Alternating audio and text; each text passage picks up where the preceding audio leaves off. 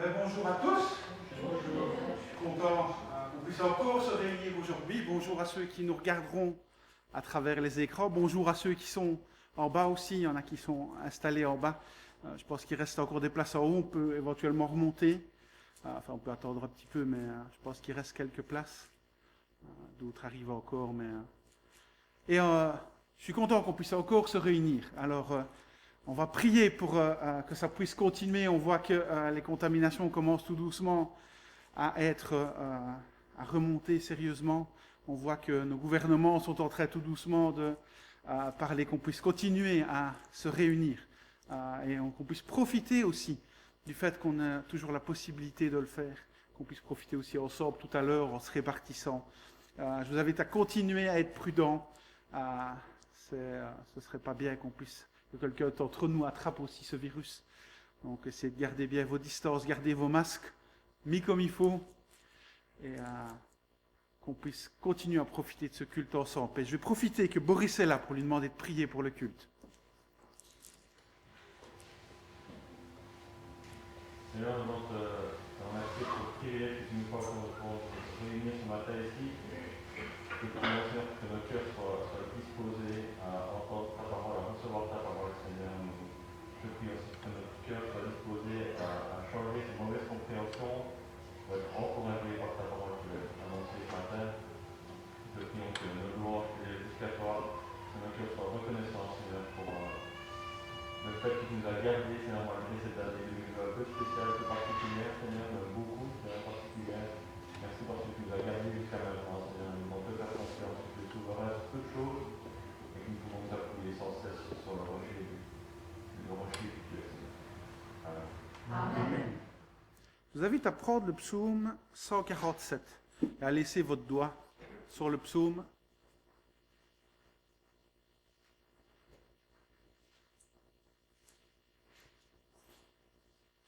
On va lire plusieurs versets entre chaque chant. On va voir pourquoi est-ce qu'on est là aujourd'hui. Pourquoi est-ce qu'on a été créé?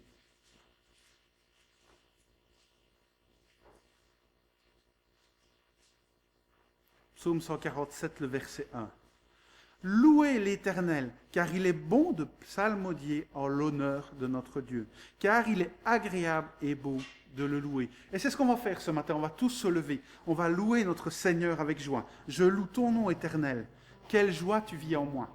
On peut se lever.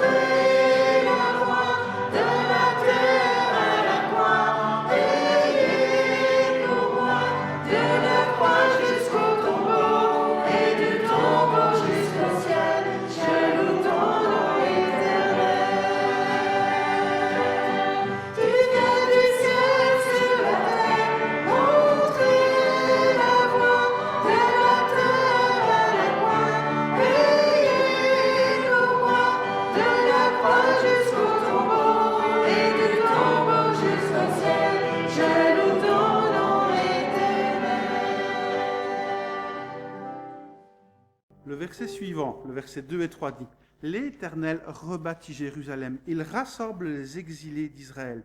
Il guérit ceux qui ont le cœur brisé. Il pense leurs blessures.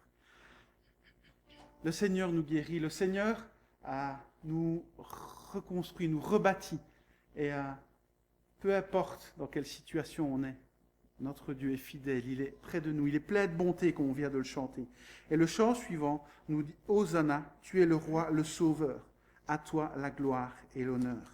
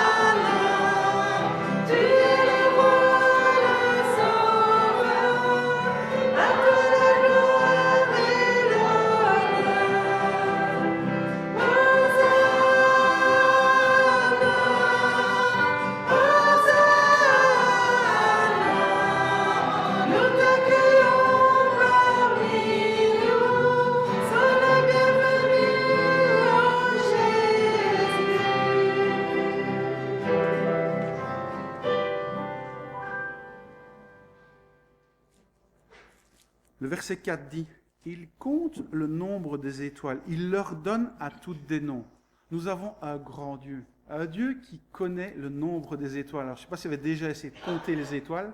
Hier, pour une fois, il y avait un beau soleil étoilé quand je suis sorti dehors. Et il y en a une multitude. Et on a un grand Dieu qui connaît toutes ces étoiles, qui les a placées et qui connaît même leur nom. Et le chant suivant nous dit qu'on a un Dieu incomparable, grand et admirable. Tu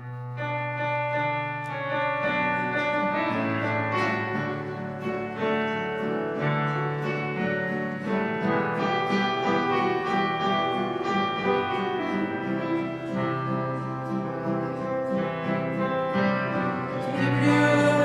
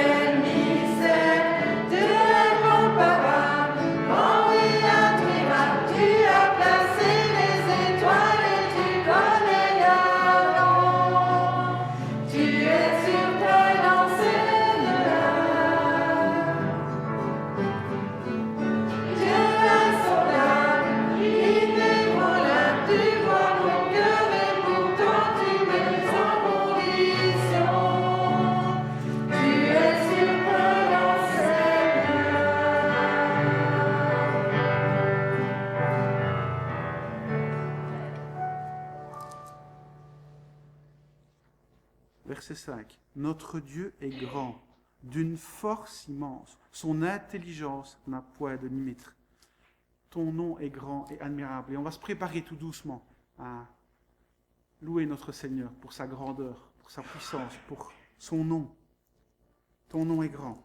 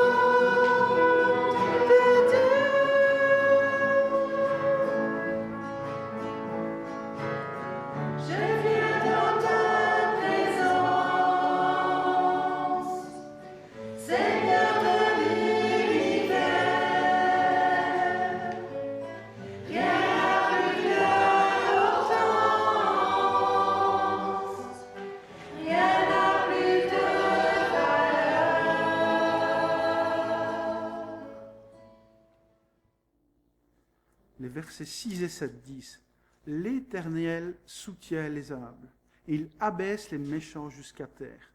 Entonnez un hymne à l'Éternel avec reconnaissance. Psalmodiez en l'honneur de notre Dieu avec la harpe. » Alors, on n'a pas de la harpe, on a des guitares aujourd'hui, on a du piano et de la voix, mais on va louer notre Seigneur. On va louer notre Seigneur en tout temps, parce qu'il est fort, parce qu'il est puissant, parce qu'il peut toutes choses, et que si on a certains qui ont des doutes, tout ce qui se passe, Dieu est au courant, il est à la manœuvre. Pour la durée de temps, famille des peuples, rendez-lui gloire. Et après ça, on prendra un temps de louange.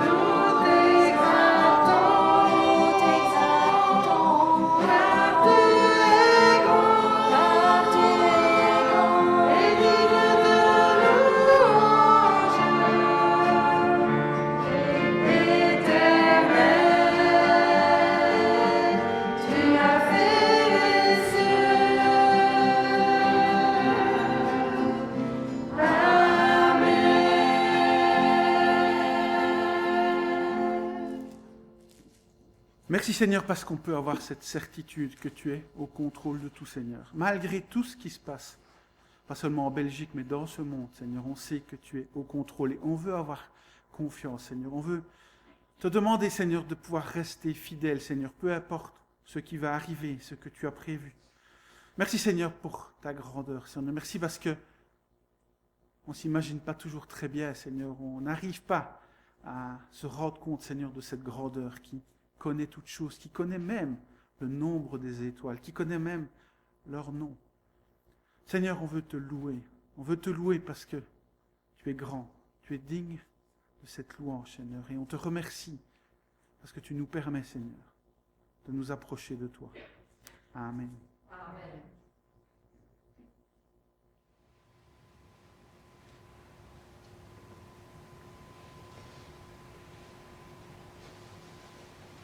Seigneur notre Dieu, toi qui es le Seigneur de l'univers, toi qui es le Créateur de toutes choses, qui n'a ni commencement ni fin,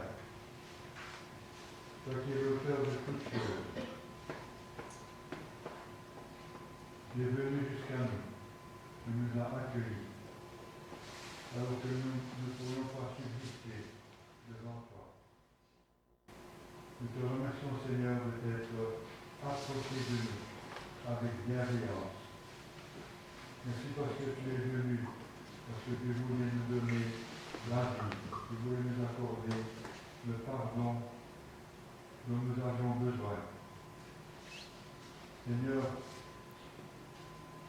nous te remercions de pouvoir faire partie de ton troupeau, du peuple de ton pâturage, d'être compté parmi tes brebis, dont tu connais le nom et les besoins de chacune. Merci Seigneur pour l'amour que tu as prouvé envers nous, par ton sacrifice. Merci Seigneur parce que tu es revenu à la vie. Et nous croyons selon ta promesse que tu reviens bientôt. Aide-nous Seigneur à te rester fidèles jusqu'au moment où nous pourrons te contempler face à face. Amen. Amen.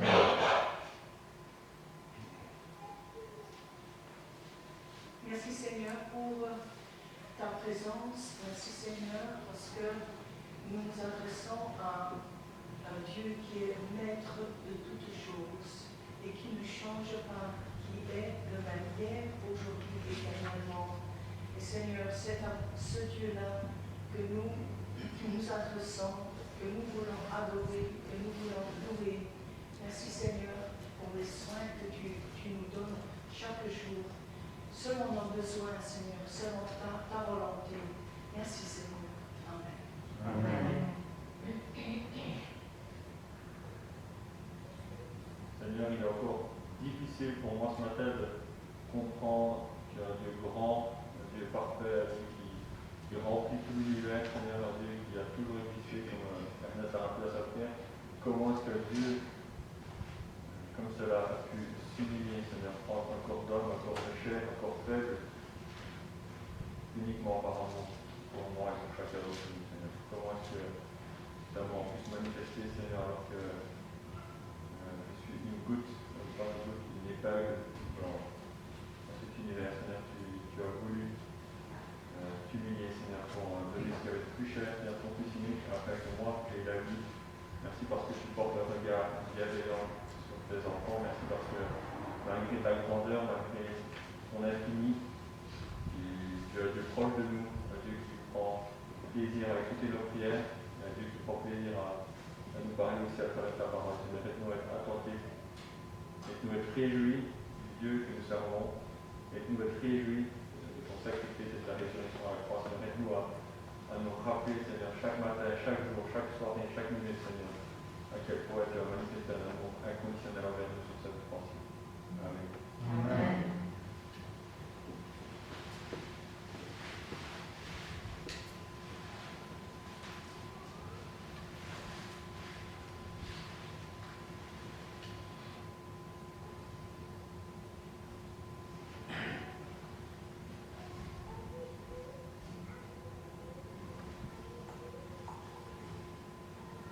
En regardant ce monde, nous ne voyons pas à vue humaine que toutes choses sont soumises à toi, notre Dieu.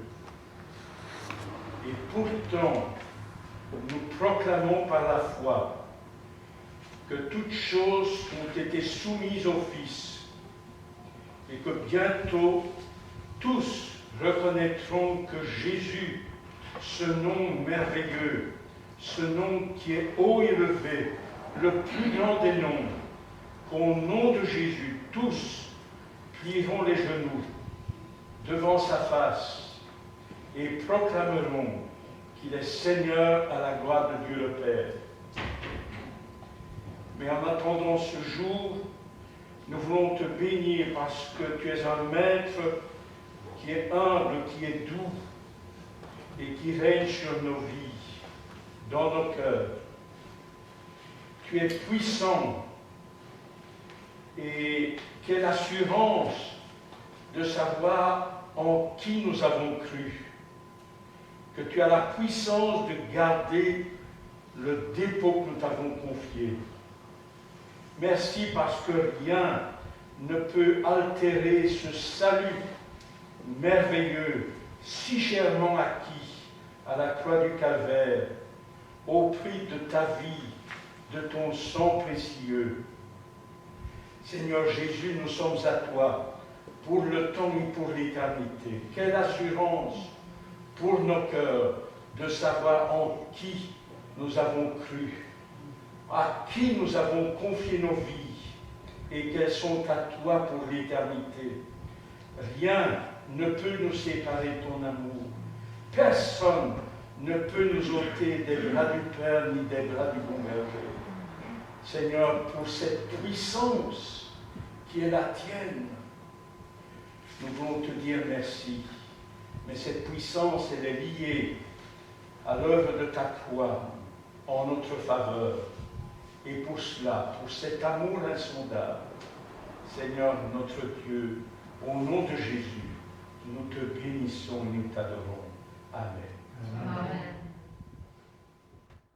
Amen. Et puis, je vais faire le 171 comme tu avais l'air de... Un petit chant qui va résumer un petit peu ce qu'on a vu pendant cette présidence. L'Éternel, notre Seigneur, que ton nom est magnifique. Par la bouche des petits, tu déploies ta majesté. Quand je regarde le ciel, la beauté de l'univers, qu'est donc l'homme pour que tu le considères?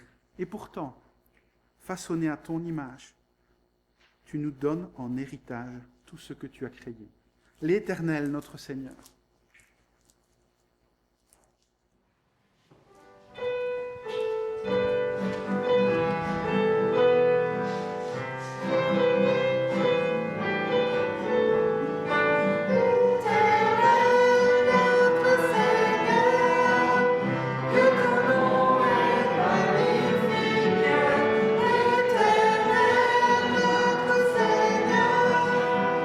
Que ton nom soit glorifié.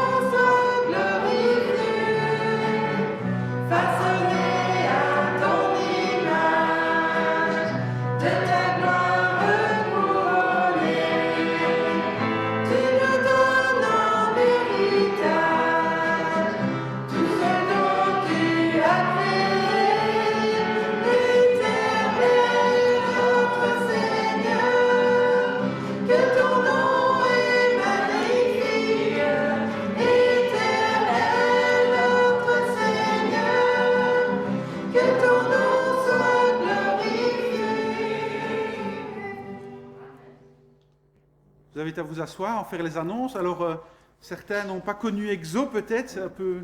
Moi, c'était ma génération quand j'étais jeune, on n'écoutait pas Héritage et autres, on écoutait Exo. C'est un peu moins connu à première vue. Quelques annonces. Donc, Stani et Régine. Donc, Régine va subir un examen lundi, c'est ça, et Stani une opération, mais je ne sais pas de quoi.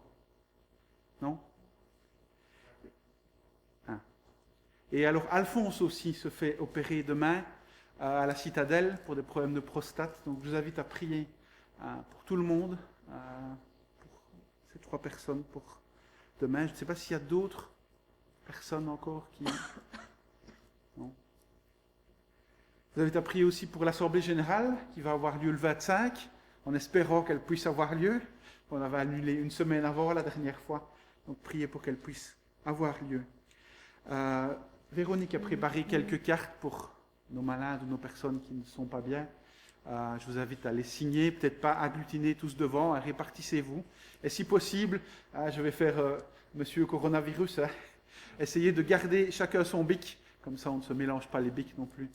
C'est peut-être plus prudent aussi, donc chacun utilise son propre bic, ce sera peut-être mieux. Mais c'est pas pour ça que ça ne vous empêche pas de signer les cartes. On peut se répartir en bas aussi, il y a les tables, je pense, il y a quelques tables, pour encourager nos frères et sœurs. Je n'ai pas d'autres annonces. Les femmes, peut-être, comment est-ce que ça s'est passé hier? Très bien, les femmes ont repris leurs activités. Voilà, pour le moment, c'est les seules, les courageuses. Pour les autres, on n'a pas encore de grande reprise, mais à part l'école du dimanche qui, on n'a pas encore annoncé, mais va faire 1 fois sur 2. Donc cette fois-ci, il n'y avait pas école du dimanche, la semaine prochaine, il y aura. Et ça va être 1 fois sur 2, comme ça pour le moment. Suite au coronavirus, mais aussi suite au manque de monitrices et de moniteurs. Pourquoi pas des moniteurs aussi. On reparlera de tout ça à l'Assemblée Générale. Ben, je vous invite à continuer à louer notre Seigneur avant de laisser la place pour le message. Et le chant suivant nous dit que les océans peuvent s'écrouler, peu importe. Si on a Dieu dans notre cœur, on est fidèle. Et je voudrais vous faire une petite illustration. Vous voyez le soleil, on va le comparer le soleil à Dieu. Et on a une petite pièce de monnaie, une pièce d'1 euro. Plus on va la rapprocher de son œil, moins on va voir le soleil. Et cette petite pièce, c'est quoi? C'est nos problèmes. C'est peut-être le coronavirus. C'est peut-être, plein de choses qui sont dans votre vie. Et plus elles sont proches, moins on va voir le soleil. Moins on va voir la gloire de Dieu. Et je vous invite à éloigner cette pièce de monnaie de votre œil et regarder vers le Seigneur. Peu importe ce qui se passe, peu importe ce qui arrive. Peu importe si les océans sont agités. On va chanter avant de laisser la place à Paolo pour le message.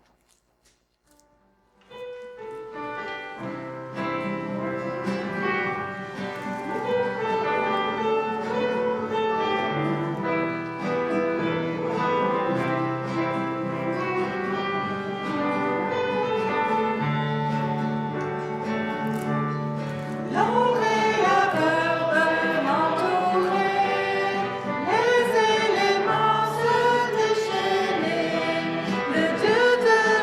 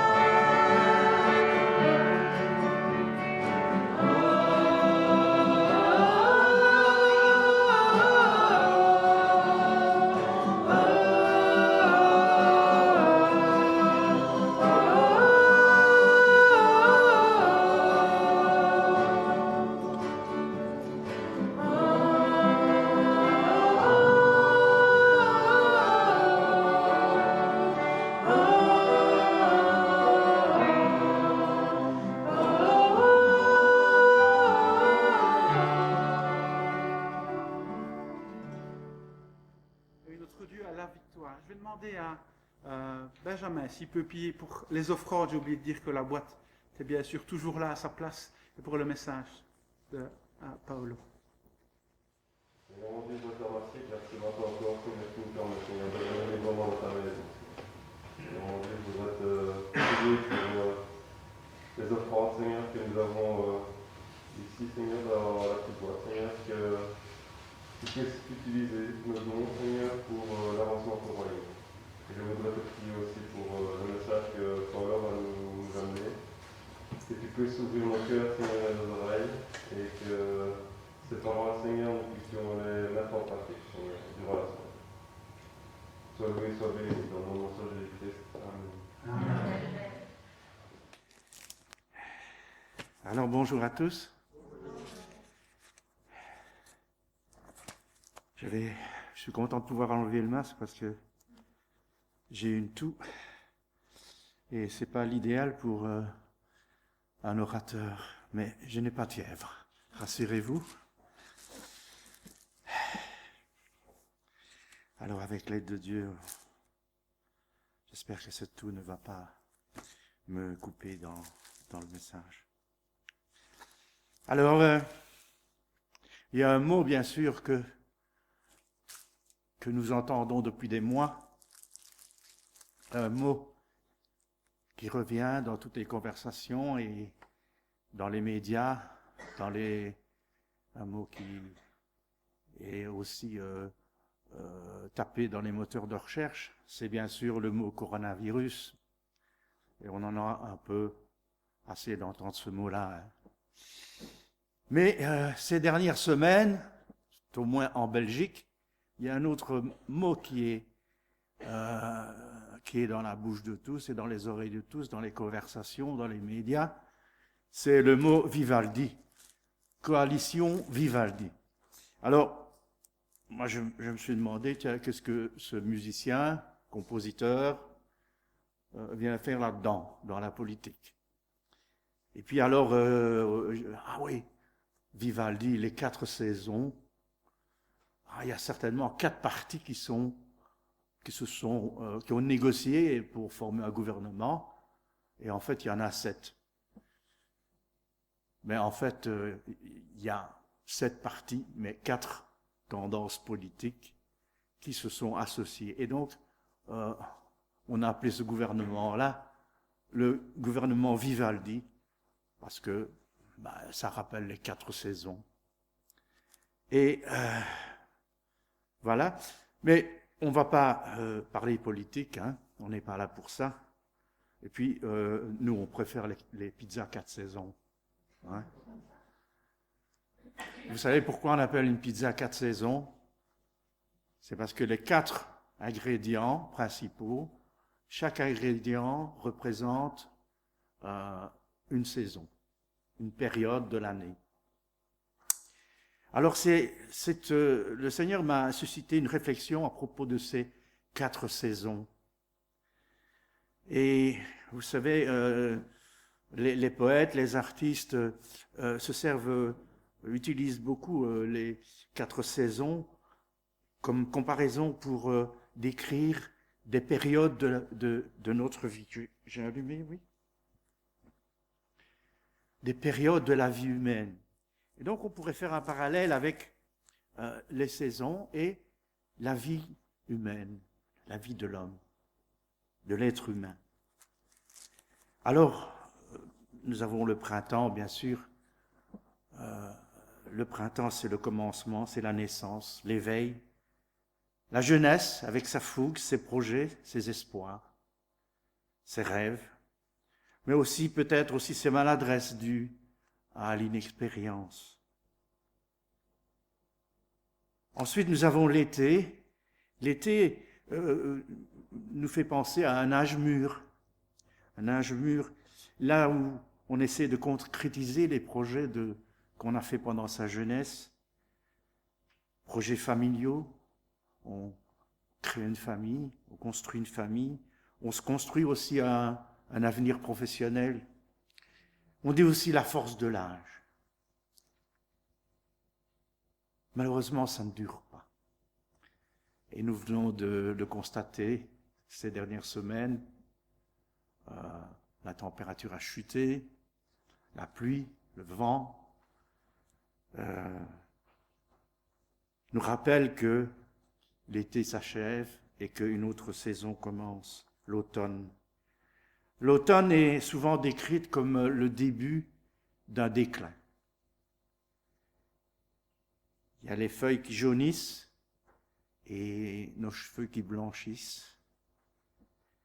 Il y a les feuilles qui tombent, nos cheveux aussi. Du moins les hommes, les femmes ont un atout de ce côté-là. Et puis vient l'hiver. L'hiver est souvent comparé aussi à la fin de la vie. L'hiver, tout semble figé dans le froid. Si vous allez vous promener dans les fagnes, en hiver, quand il y a de la neige et que vous contemplez l'étendue, cette vaste étendue blanche, ce silence, tout semble figé dans le froid. Et l'écrivain Jack London, qui a écrit le roman Cro-Blanc, il a été dans l'Alaska, dans ces régions-là, à l'époque où les gens allaient chercher de l'or, la ruée vers l'or. Et il décrit ce paysage comme le grand silence blanc. Ça, c'est l'hiver, la fin de la vie pour l'être humain. Mais on peut faire aussi un parallèle, et c'est là mon intention. Je vais enlever mes lunettes parce que de près. Dans la vie spirituelle, il y a aussi des saisons, des périodes. Et pour chaque saison, nous lirons un petit passage pour illustrer ce qu'évoque cette saison. Alors nous reprenons avec le printemps. Le printemps, c'est l'éveil à la foi dans la vie spirituelle, la nouvelle naissance, la joie, une espérance nouvelle, des projets, un zèle, mais aussi, comme on l'a dit parfois, un peu de maladresse par manque d'expérience. Et pour illustrer cette période de la vie spirituelle, j'aimerais lire avec vous dans Actes chapitre 2. Il s'agit donc de la naissance de l'Église chrétienne.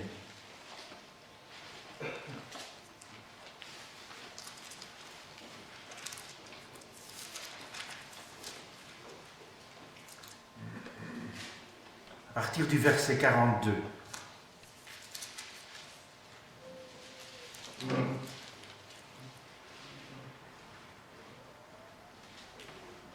peut même lire le 41. Ceux qui acceptèrent sa parole furent baptisés, et en ce jour, le nombre des disciples augmenta d'environ 3000 âmes. Ils persévéraient dans l'enseignement des apôtres, dans la communion fraternelle, dans la fraction du pain et dans les prières. La crainte s'emparait de chacun, et il se faisait beaucoup de prodiges et de miracles par les apôtres. Tous ceux qui croyaient étaient dans le même lieu, et ils avaient tout en commun. Ils vendaient leurs propriétés et leurs biens, et ils en partageaient le produit entre tous, selon les besoins de chacun. Ils étaient chaque jour tous ensemble, assidus au temple. Ils rompaient le pain dans les maisons et prenaient leur nourriture avec joie et simplicité de cœur, louant Dieu et trouvant grâce auprès de tout le peuple. Et le Seigneur ajoutait chaque jour à l'Église ceux qui étaient sauvés. Alors voilà le printemps de notre vie spirituelle. On est tout feu, tout flamme. Hein? On est plein de zèle, comme ces premiers chrétiens le montrent. Et ils sont assidus, ils se réunissent chaque jour ils rompent le pain et ils trouvent grâce auprès du peuple. Ça veut dire qu'ils sont un témoignage puissant pour le peuple, pour les autres. Alors, ensuite, en progressant, par l'enseignement justement, les formations et tout ça, on arrive en été, l'été de notre vie spirituelle. L'été, ça me fait penser aux chrétiens mûrs, bien enseignés, actifs aussi dans l'Église et au-dehors. Et pour illustrer ce chrétien mûr, prenons Philippiens chapitre 1.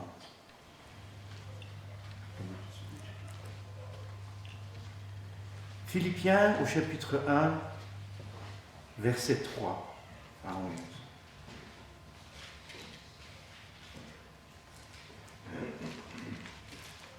Je rends grâce à mon Dieu de tout le souvenir que je garde de vous, ne cessant dans toutes mes prières pour vous tous de manifester ma joie aussi au sujet de la part que vous prenez à l'Évangile. Depuis le premier jour jusqu'à maintenant, je suis persuadé que celui qui a commencé en vous cette bonne œuvre la rendra parfaite pour le jour de Jésus-Christ. Voilà donc, l'apôtre Paul se réjouit parce que les Philippiens ont bien progressé. Ils ne sont pas restés au printemps, mais ils ont progressé vers l'été, vers la maturité.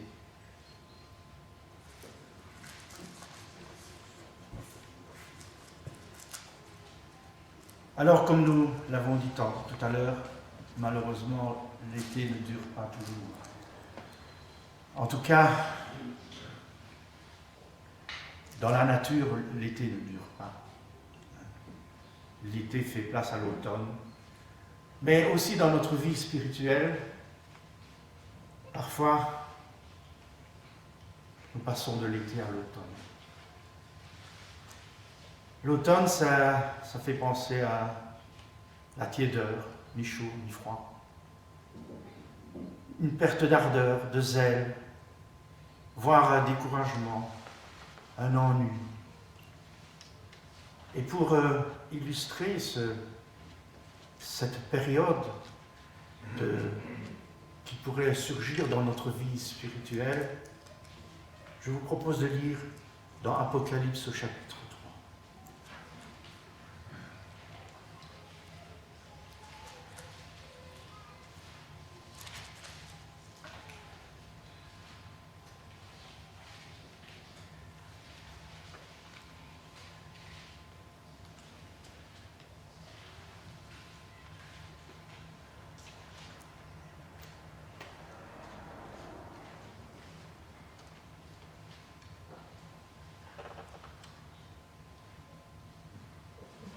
Écrit à l'ange de l'église de Sardes, voici ce que dit celui qui a les 7 esprits de Dieu et les 7 étoiles. Je connais tes œuvres, je sais que tu passes pour être vivant et tu es mort. Je crois que je me suis trompé. Excusez-moi. Apocalypse chapitre 2. J'étais déjà en hiver. Apocalypse chapitre 2, 1 à 7.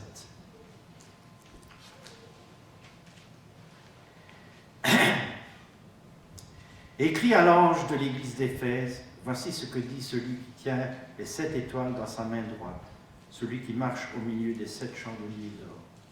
Je connais tes œuvres, ton travail et ta persévérance. Je sais que tu ne peux supporter les méchants, que tu as éprouvé ceux qui se disent apôtres et qui ne le sont pas, et que tu les as trouvés menteurs, que tu as de la persévérance, que tu as souffert à cause de mon nom, et que tu ne t'es point lassé. Mais ce que j'ai contre toi, c'est que tu as abandonné ton premier amour. Souviens-toi donc d'où tu es tombé, repens-toi et pratique tes premières œuvres. Sinon, je viendrai à toi et j'ôterai ton chandelier de sa place, à moins que tu ne te repentes. Il y a aussi au chapitre 3. À partir du verset 14. Écrit à l'ange de l'église de Laodicée. Voici ce que dit l'Amen, le témoin fidèle et véritable, le principe de la création de Dieu. Je connais tes œuvres, je sais que tu n'es ni froid ni bouillant. Puisses-tu être froid ou bouillant? Ainsi, parce que tu es tiède et que tu n'es ni froid ni bouillant, je te vomirai de ma bouche. Vous voyez ici deux exemples de chrétiens qui peuvent se refroidir, tiédir. Et je dois confesser que dans ces derniers mois, il m'est arrivé, même en été, de me retrouver en automne. Mais le Seigneur m'a relevé et m'a remis debout à chaque fois. Alors, si nous ne prenons pas garde, nous risquons de tomber dans l'hiver. Et là, l'hiver, c'est vraiment la froideur. Ce n'est plus la tiédeur, mais c'est carrément le froid, le gel, la mort spirituelle. Apocalypse 3. 1 à 3. Écrit à l'ange de l'église de Sardes. Voici ce que dit celui qui a les 7 esprits de Dieu et les 7 étoiles. Je connais tes œuvres, je sais que tu passes pour être vivant et tu es mort. Sois vigilant et affermis le reste qui est près de mourir, car je n'ai pas trouvé tes œuvres parfaites devant mon Dieu. Rappelle-toi donc comment tu as reçu et entendu la parole. Garde-la et repens-toi. Si tu ne veilles pas, je viendrai comme un voleur et tu ne sauras pas à quelle heure je viendrai te surprendre. Voilà donc où nous avons décrit toutes les périodes par lesquelles notre vie spirituelle peut passer. Alors, je pose la question ce matin, en quelle saison est votre cœur, votre vie spirituelle? En quelle saison est mon cœur, ma vie spirituelle? Est-ce que vous êtes au printemps? Alors je dis, Alléluia, gloire à Dieu. Merci au Seigneur de vous avoir éclairé et de s'être fait connaître de vous. Vous êtes au printemps, vous êtes plein d'espoir, mais persévérez. Persévérer parce que bien souvent, quand nous sommes au printemps de notre vie spirituelle, nous pensons que la vie va devenir facile, que nous allons connaître un bonheur incessant, mais c'est loin d'être le cas. Et bien souvent, lorsque les épreuves arrivent, eh bien celui qui est jeune dans la foi est aussi un peu désemparé. Alors, si vous êtes au printemps de votre vie spirituelle, eh bien tenez bon et aussi continuez à vous former et par l'enseignement, perfectionnez-vous, comme nous l'avons lu dans Actes, les premiers chrétiens persévéraient dans l'enseignement. Si votre vie spirituelle, si votre cœur est en été, alléluia, gloire à Dieu. Gloire à Dieu. Mais demeurez ferme et vigilant. Attention aussi à l'orgueil. N'oublions pas d'où nous venons.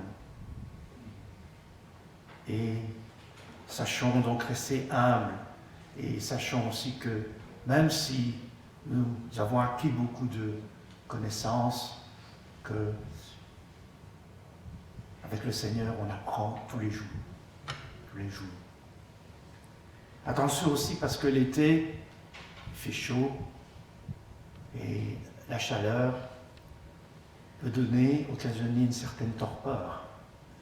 Et on peut aussi se laisser aller à une certaine paresse. Hein. C'est vrai que quand il fait très chaud, comme il a fait cette année encore, on a moins de courage. Mais voilà, restons actifs. Alors, j'espère pas, mais si votre cœur est en automne ce matin, si vous avez perdu un peu cette joie, si vous avez un peu perdu de vue votre premier amour, comme nous l'avons lu, ressaisissez-vous. Ne vous laissez pas aller surtout, afin de vous enfoncer davantage.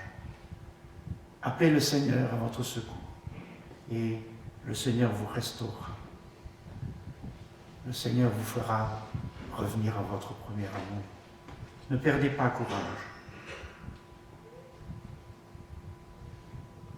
Ressaisissez-vous parce que l'étape suivante, c'est l'hiver. Le froid, le gel, figé, tout figé. Tout est figé dans le froid. Attention, danger. Danger. Mais encore une fois, même au plus profond de l'hiver, si votre cœur est au plus profond de l'hiver, si votre vie spirituelle est vraiment refroidie, Dieu peut dégeler le cœur le plus froid. Alors, pourquoi y a-t-il des saisons? J'ai un petit peu regardé, je ne me rappelle plus très bien. En fait, la Terre tourne donc autour du Soleil, mais elle nous dit, ah ben voilà un beau soleil noir. Elle ne décrit pas un cercle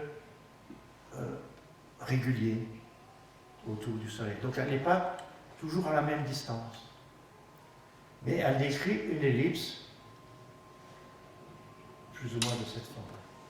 Donc, à un moment donné, elle est très près du Soleil, et alors là, elle est en été, on est en été, et puis on s'éloigne, automne, hiver, puis on revient, printemps, été. Alors donc, lorsque la Terre est près du Soleil, elle reçoit un maximum de lumière et un maximum de chaleur de la part du Soleil. Mais plus elle s'éloigne, et plus elle se refroidit. Et elle est de moins en moins éclairée. Nous pouvons faire un parallèle avec notre relation avec le Seigneur, avec les différentes périodes que nous pouvons traverser dans notre vie spirituelle. Si nous sommes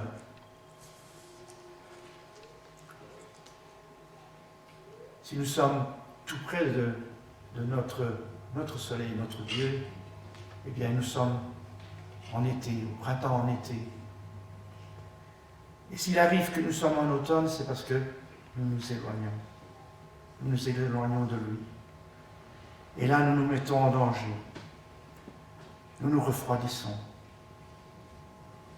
Mais on peut constater une chose, c'est que donc la Terre, elle s'éloigne, mais à un moment donné, elle revient.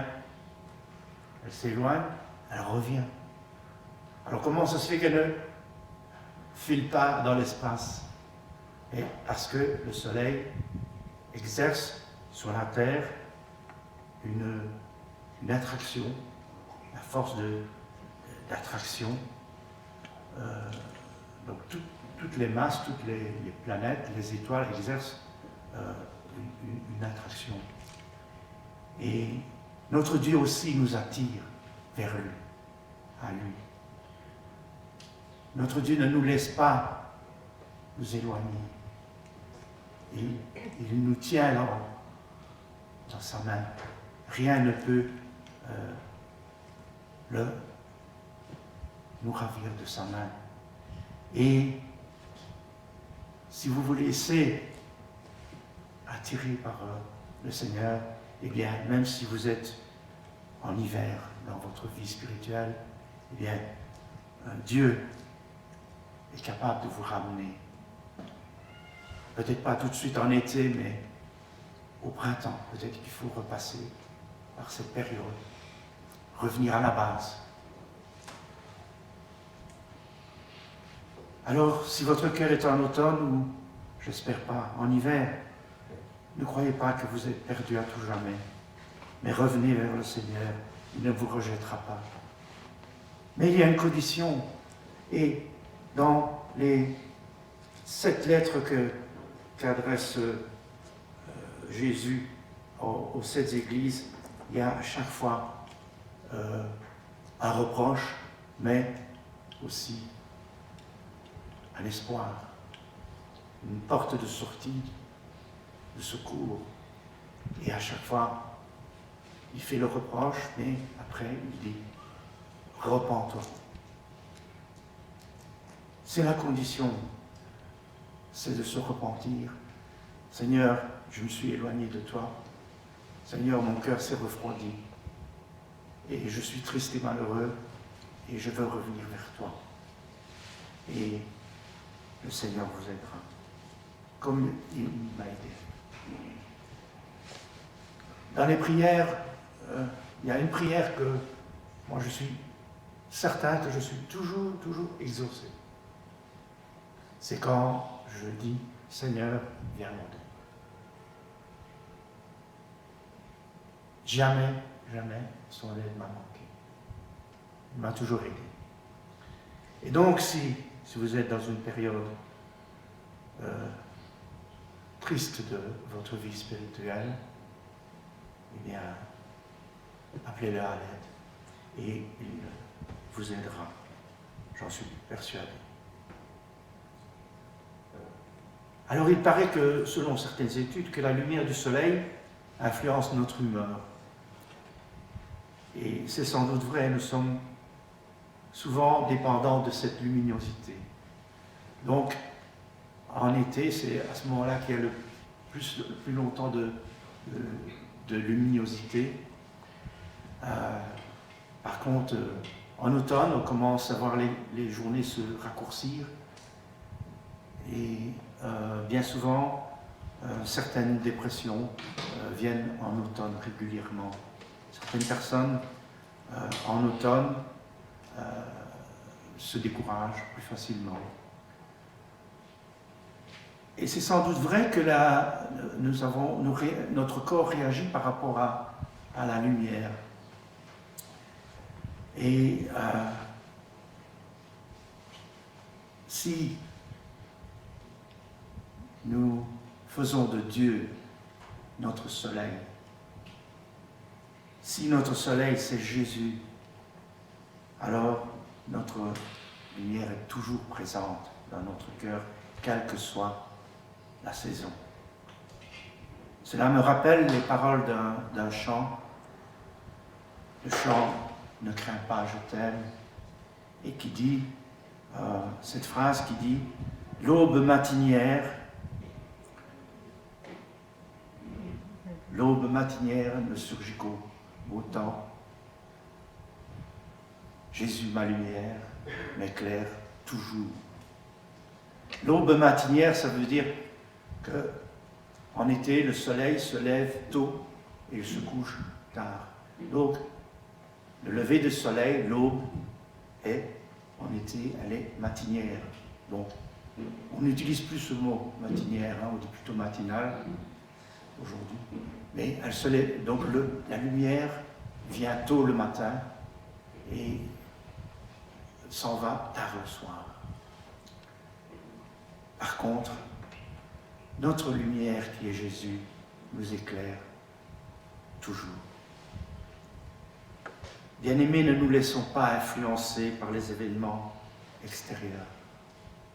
Que ce soit par les saisons, ou que ce soit par la politique, ou par les problèmes que nous connaissons maladie, problèmes financiers, comme l'a dit mon frère Michael tout à l'heure, plus nous mettons ça devant nos yeux et moins nous voyons le soleil, notre soleil. Et notre soleil, ça doit être Jésus. Parce que notre soleil brille toujours de la même façon. Les saisons passent avec leurs changements, les événements fluctuent, mais Dieu est toujours le même. Il nous aime toujours de la même façon.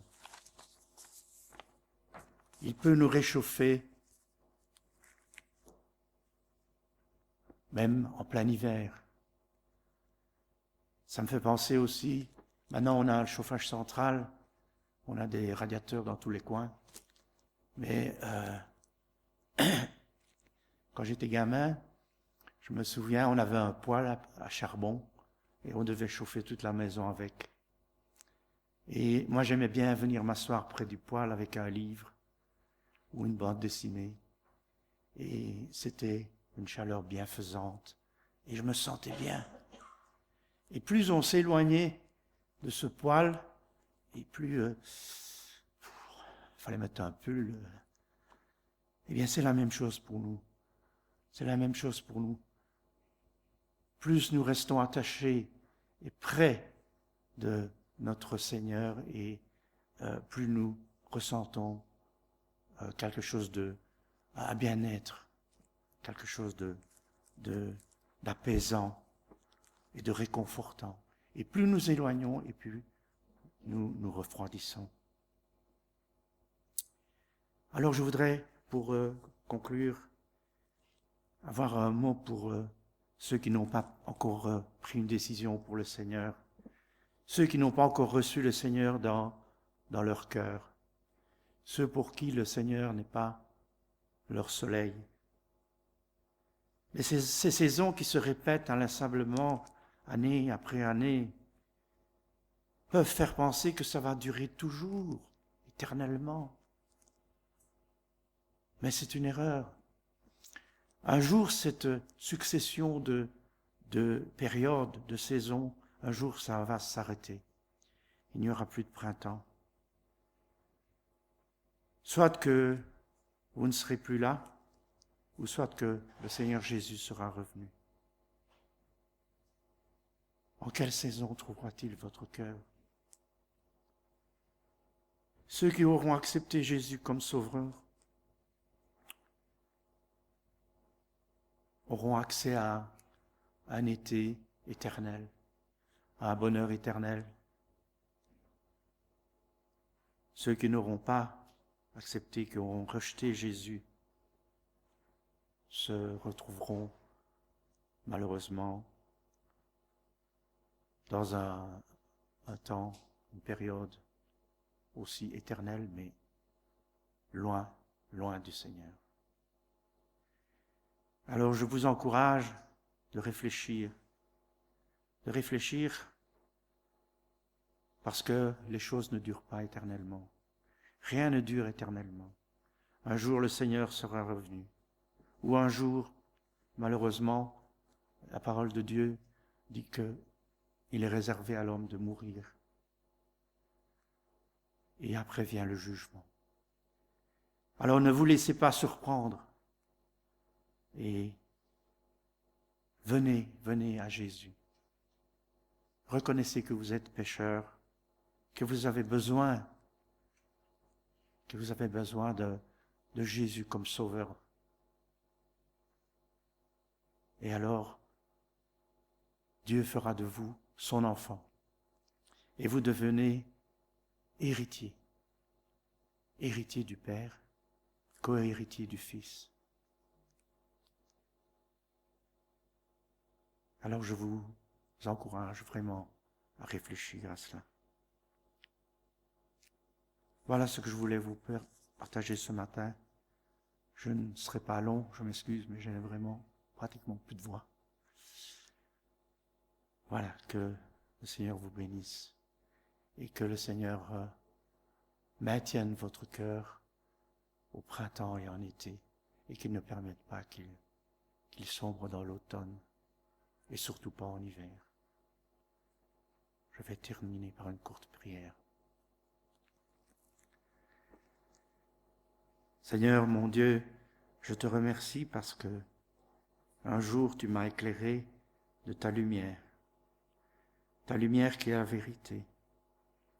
Seigneur, merci parce que depuis ce jour, ta lumière et ta chaleur ne m'ont jamais manqué. Seigneur, tu ne t'es jamais éloigné de moi. C'est moi qui, parfois, me suis éloigné. Seigneur, je te demande pardon pour ces périodes de tiédeur,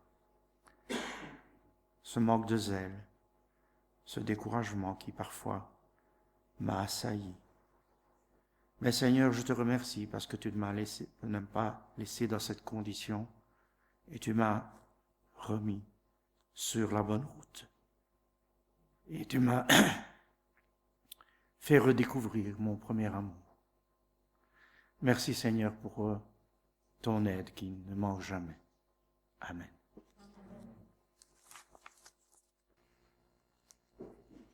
On peut se lever.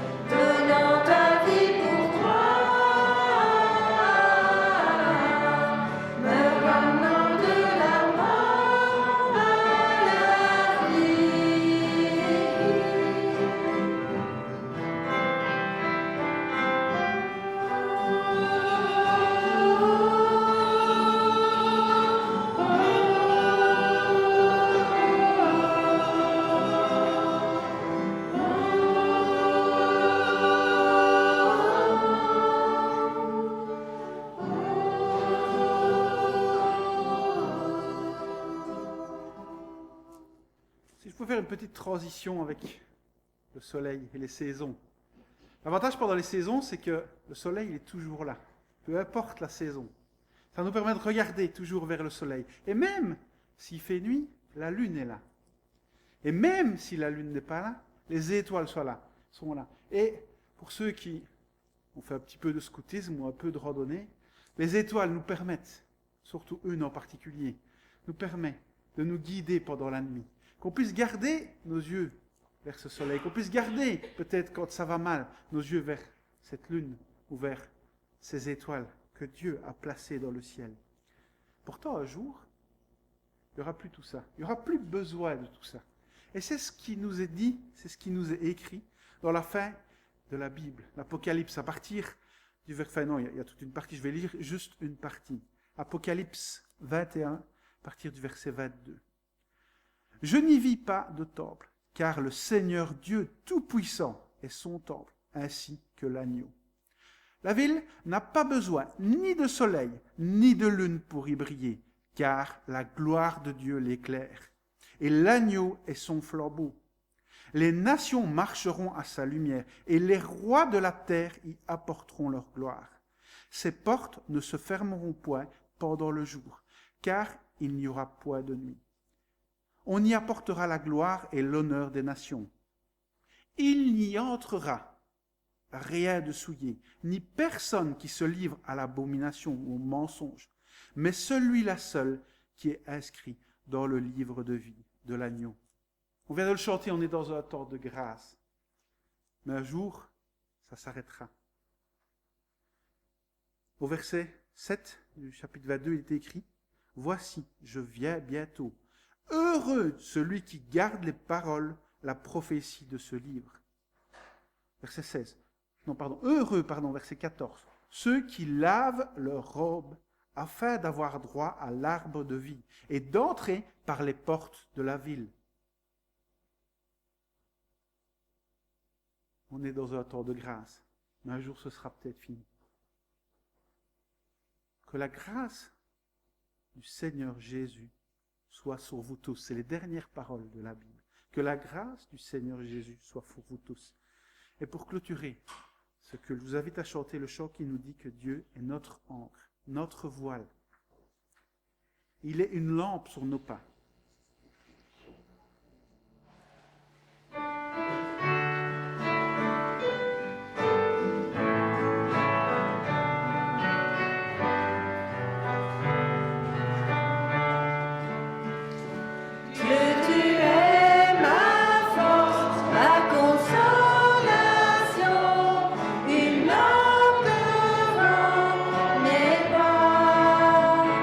Ta voix